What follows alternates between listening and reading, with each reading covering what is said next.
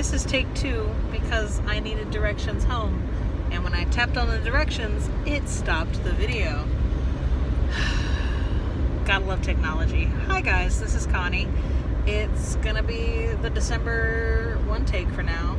Even though the day is not over, it's kind of dreary.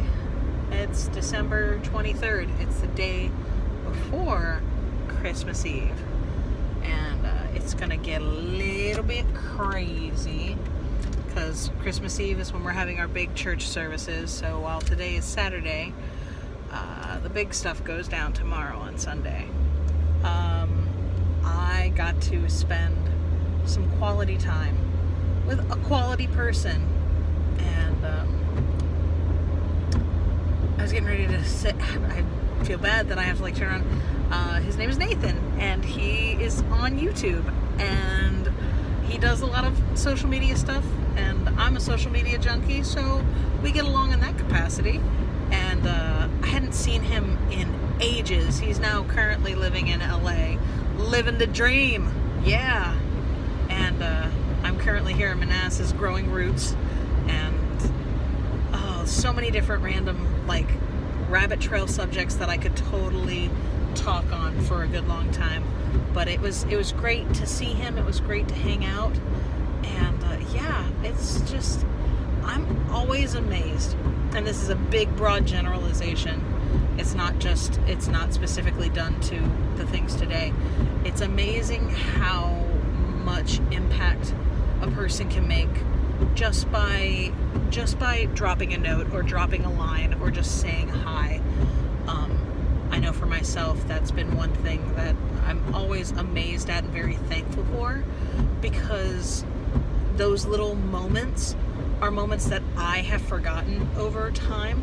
Like even today, he reminded me, he goes, I got my first iPod Touch because of you. And it was because, and I'd forgotten the story completely. When I was a school bus driver, somebody left an iPad, or one of those little iPad Touch. It was a little iPod, words, ePod. They left it on my bus. Nobody came to claim it. I wasn't going to make it known. So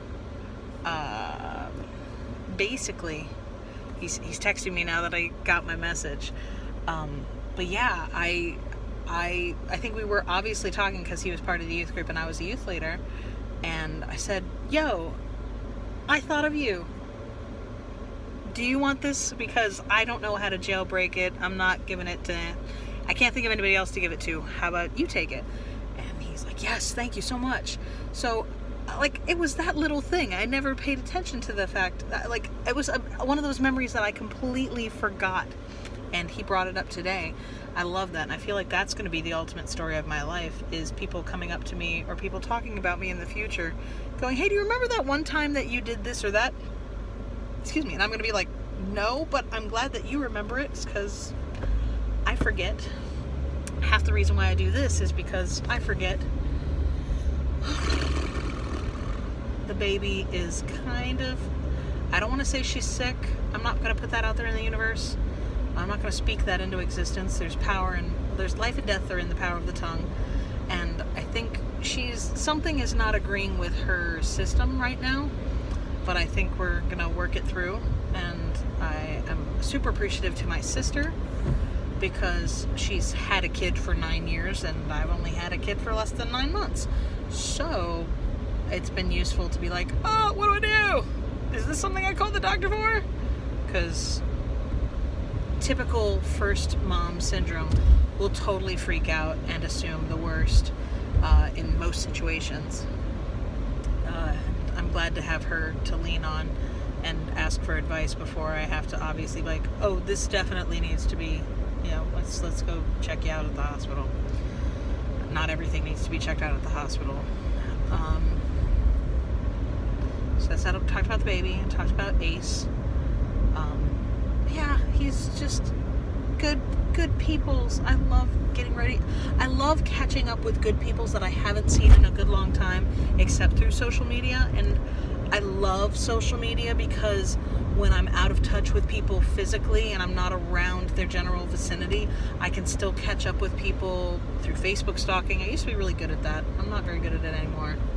I don't have time. I'm too busy trying to sleep when the baby sleeps, because raising a kid is going to completely take all of my life force. And I'm okay with that to a point. That was one thing I was very, I'm pleasantly surprised at 34 years old that I'm incredibly contented with the life that I live now. And I only hope that I live my life a bit more glorifying to God, and that's the faith. That's my faith. I know that anything I try to do for myself is going to be temporary, and eventually somebody in the world is going to do it better than me. And the only thing I know that's going to remain is the impact that we make in each other's souls and in each other's spirits. And if you are a Christian, you have to carry your cross daily and follow him. And I remember hearing somebody somewhere say, the only impact that's ever going to remain is the impact of the cross. Because even if I try to leave my footprints in this world, if I'm carrying my cross, the imprint and the impact that Jesus makes, that the cross of Christ makes, is always going to leave a much longer impact than I ever could. Yeah, so that's a thing, and it's already been 6.5 minutes. Went to Potomac Mills for the first time. It's got to be almost a year since I went to Potomac Mills, and of course it's the day before Christmas Eve, so it was pandemonium. It was organized chaos. Nobody lost their complete and total minds in our general vicinity, so that's always a good thing. I got to go find candies that I couldn't usually find anywhere else, so I get to surprise that in Sam's stocking.